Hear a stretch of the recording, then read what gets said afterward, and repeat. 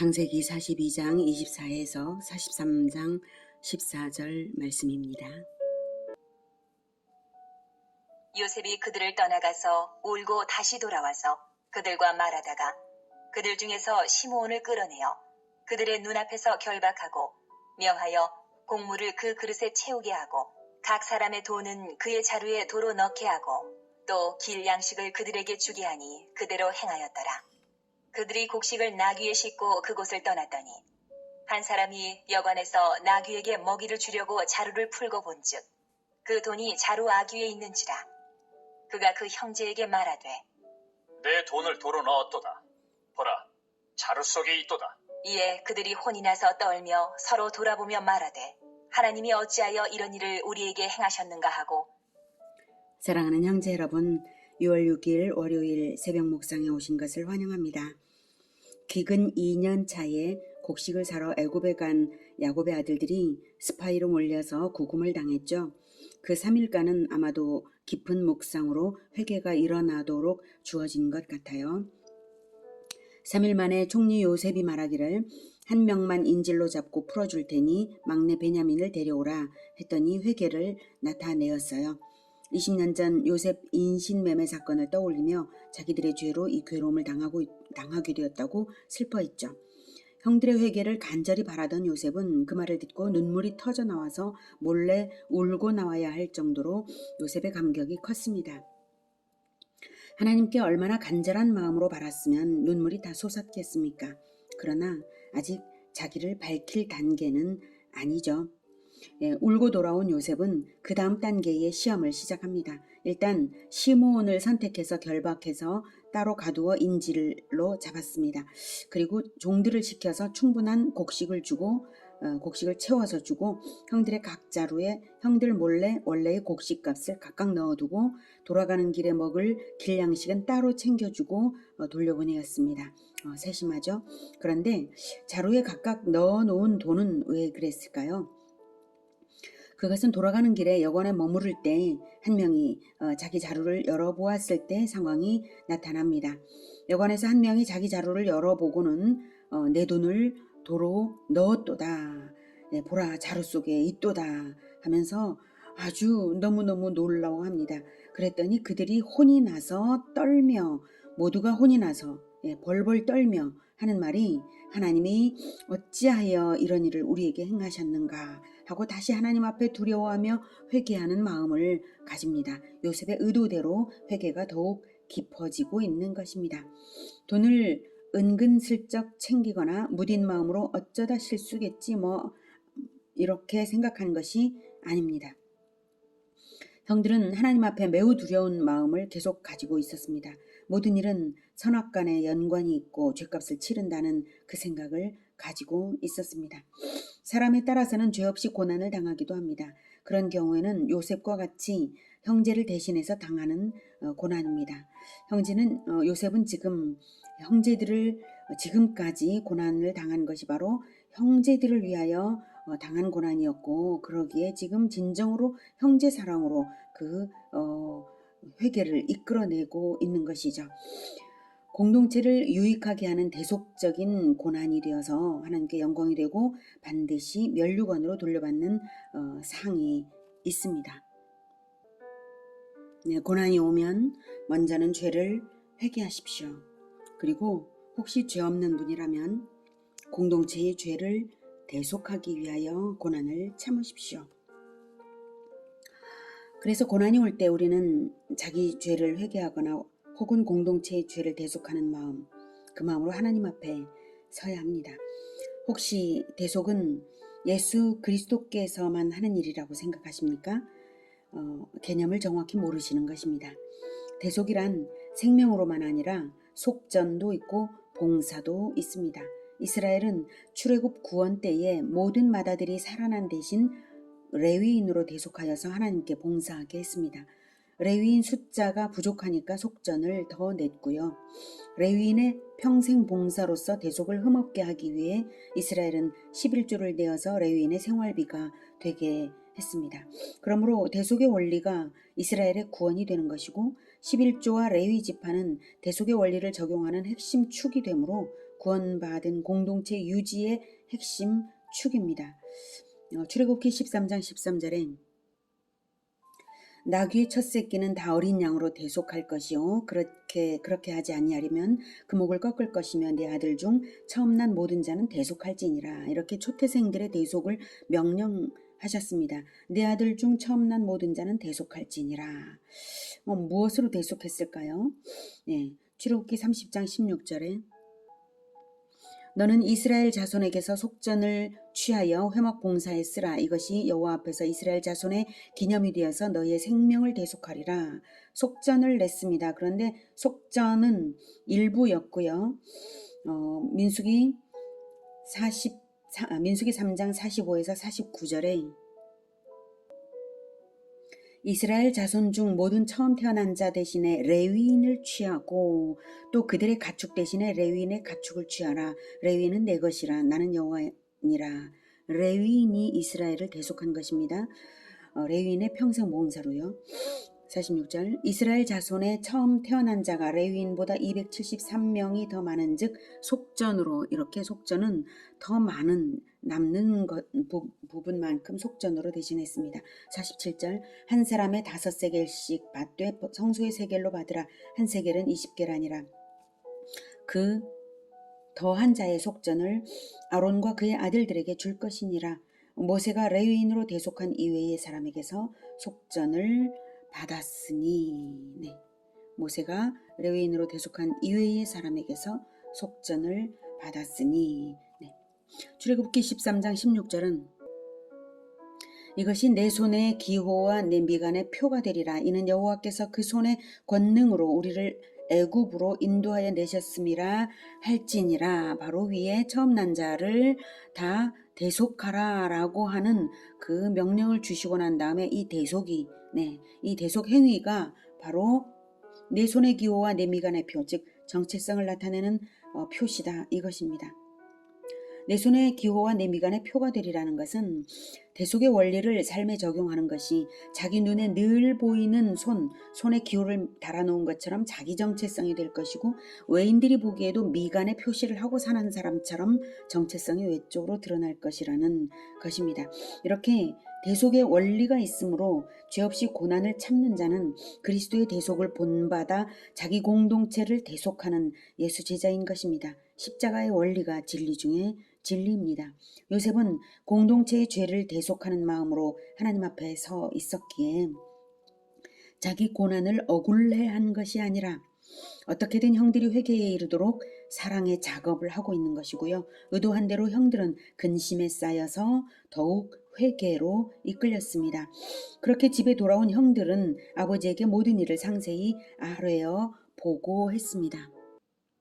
29절 그들이 가나안 땅에 돌아와 그들의 아버지 야곱에게 이르러 그들이 당한 일을 자세히 알리어 아뢰되 그 땅의 주인인 그 사람이 엄하게 우리에게 말씀하고 우리를 그 땅에 대한 정탐꾼으로 여기기로 우리가 그에게 이르되 우리는 확실한 자들이요 정탐꾼이 아니니이다. 우리는 한 아버지의 아들 12 형제로서 하나는 없어지고 막내는 오늘 우리 아버지와 함께 가나안 땅에 있나이다 하였더니 그 땅의 주인인 그 사람이 우리에게 이르되 내가 이같이 하여 너희가 확실한 자들임을 알리니 너희 형제 중에 하나를 내게 두고 양식을 가지고 가서 너희 집안의 굶주림을 구하고 너희 막내 아우를 내게로 데려오라. 그러면 너희가 정탐꾼이 아니요 확실한 자들임을 내가 알고 너희 형제를 너희에게 돌리리니 너희가 이 나라에서 무역하리라 하더이다. 하고 각기 자루를 쏟고 본즉 각 사람의 돈 뭉치가 그 자루 속에 있는지라. 그들과 그들의 아버지가 돈 뭉치를 보고 다 두려워하더니 그들의 아버지 야곱이 그들에게 이르되 너희가 나에게 내 자식들을 잃게 하도다. 요셉도 없어졌고 시므온도 없어졌거늘 베냐민을 또 빼앗아 가고자 하니 이는 다 나를 해롭게 함이로다. 네, 아들들이 보고하고는 각기 자루를 쏟아보았더니 각 자루에서 각자의 돈 뭉치가 나오는 거예요. 마치 나는 너희들이 누구인지 다 속속들이 알고 있어. 나를 속일 생각은 꿈에도 하지 마라고 나타내는 듯이 말이죠. 또 이 돈 때문에 다시 도둑으로 몰리면 어떻게 하지? 하는 걱정이 왕창 몰려들었죠. 이제는 시므온을 구하려고 다시 돌아가기도 더러 겁이 나는 그런 상황이 된 거예요. 가장 두려움에 떤 사람은 바로 아버지 야곱입니다. 요셉을 잃은 트라우마가 있고 다시 시므온이 잡혀 있고 이제 베냐민까지 인질로 보내야 한다는데 이 아들들이 살아 돌아올 수 있을지 공포가 밀려오는 거예요. 그래서 아들들에게 너희가 내 자식들을 잃게 만드는구나. 베냐민을 또 빼앗아 가고자 하느냐 하며 원망을 합니다. 야곱의 말에서 이 말에서 왠지 요셉을 죽게 한 것은 너희들이다. 이런 뉘앙스마저 느껴지는 부분이에요. 아들들도 그 느낌을 받았겠죠. 그래서 더욱 찔렸을 것입니다. 하지만 그래도 베냐민은 데려가야만 합니다. 어쩌겠어요. 그때 장자 르우벤이 나서서 말했습니다. 37절. 르우벤이 그의 아버지에게 말하여 이르되 내가 그를 아버지께로 데리고 오지 아니하거든. 내 두 아들을 죽이소서. 그를 내 손에 맡기소서. 내가 그를 아버지께로 데리고 돌아오리이다. 하지만 아버지는 들은 채도 안 하고 이렇게 말합니다. 38절. 야곱이 이르되 내 아들은 너희와 함께 내려가지 못하리니 그의 형은 죽고 그만 남았습니다. 만일 너희가 가는 길에서 재난이 그에게 미치면 너희가 내 흰머리를 슬퍼하며 스올로 내려가게 함이 되리라. 네, 수올은 저승을 말하고요. 이 말은 이런 거죠. 내 아들은 너희가 못 데려간다. 요셉은 죽고 베냐민만 남았는데 얘까지 죽으면 내가 살겠냐? 이 늙은 아비가 백발이 성성해가지고 통곡하며 저승 가는 꼴을 보고 싶으냐? 이런 거죠. 이럴 때 형들이 만약 회개가 온전치 못하고 들이댔다면 어떻게 말할까요? 아니 아버지 베냐민만 아들입니까? 우린 아들 아닙니까? 시므온 인질로 잡힌 건 생각도 안 하십니까? 해도 너무하시네요. 평생 라헬 자식들만 자식 취급하시고 우린 그저 종놈들 취급만 하시고 이 판국에까지 이러시니 정말 답 없네요. 이럴 수도 있습니다. 그러나 만약 회개가 진정하다면 잠잠히 있을 것입니다. 이런 순간에도 하나님은 이 형제들의 회개의 마음을 시험하고 계신 것입니다. 다행히도 형들은 잠잠히 있었습니다. 형들의 회개가 한 단계 한 단계 성공하고 있는 것은 하나님이 징계하시는 중에도 각 사람의 마음에서 인도하시기 때문입니다. 그렇게 날짜가 지났습니다. 다시 곡식이 동이 났습니다. 43장.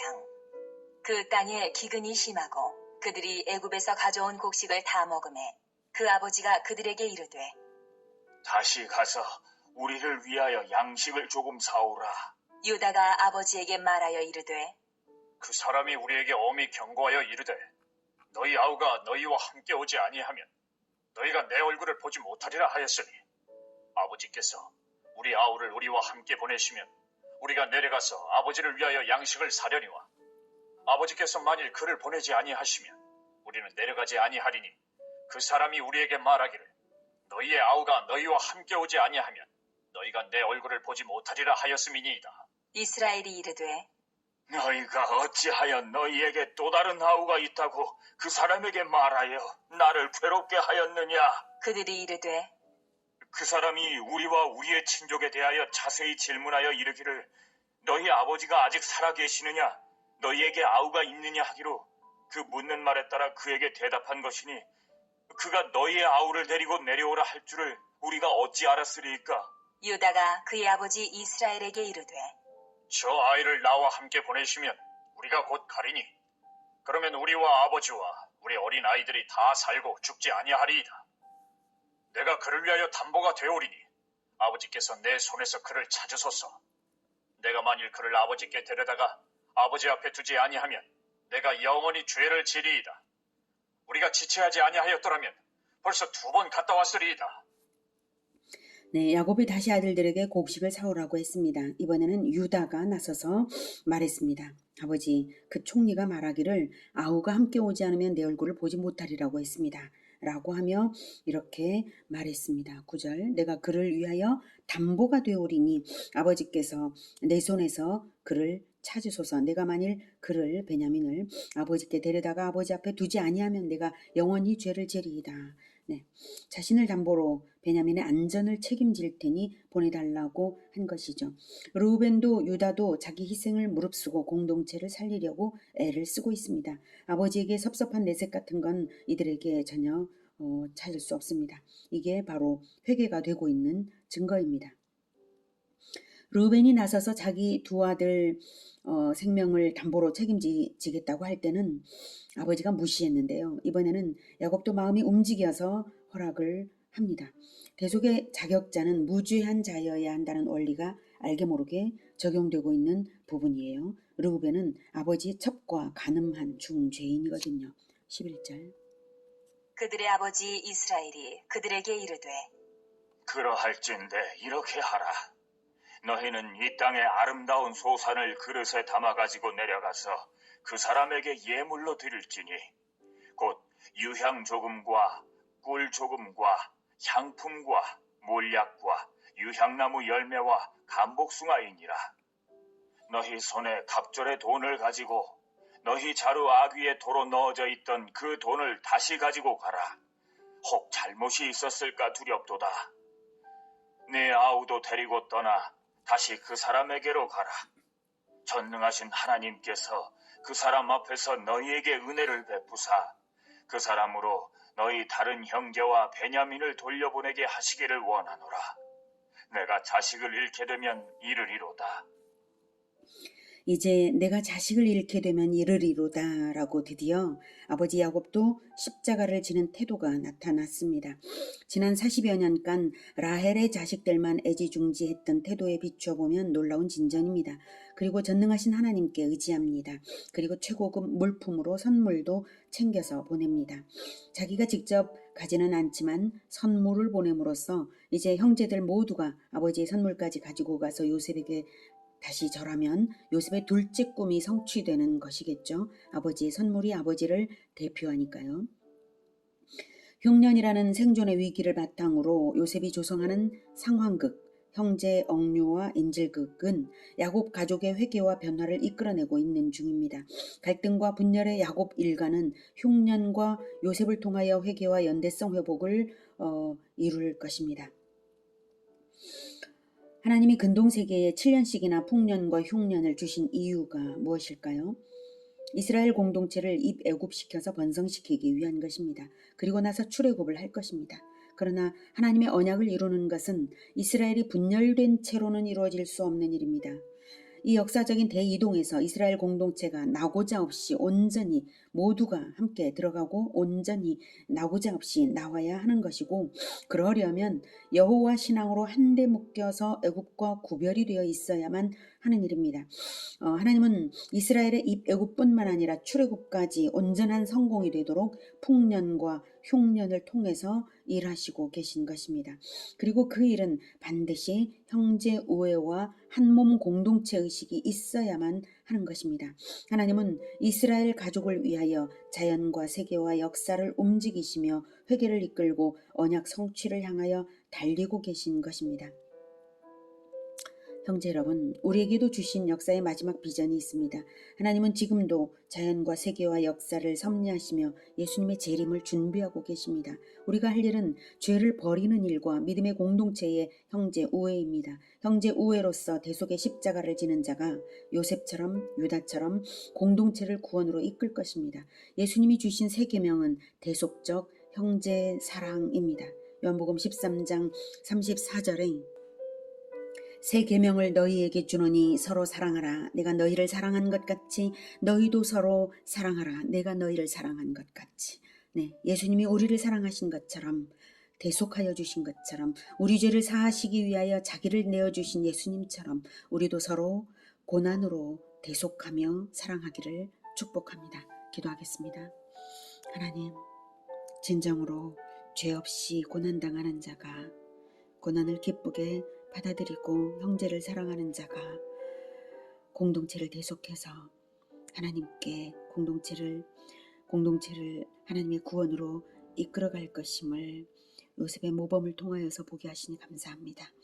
하나님, 진정으로 십자가가 구원의 진리 중에 진리입니다. 우리가 기꺼이 예수님을 본받아 따르며 공동체를 위하여 고난을 당하는 그러한 우리 모두가 되게 도와주시옵소서. 우리가 그런 길 가겠습니다. 주님, 우리에게 성령으로 충만케 하여 주시옵소서. 예수님의 이름으로 기도드립니다. 아멘. 이어지는 시간은 개인 기도 시간입니다.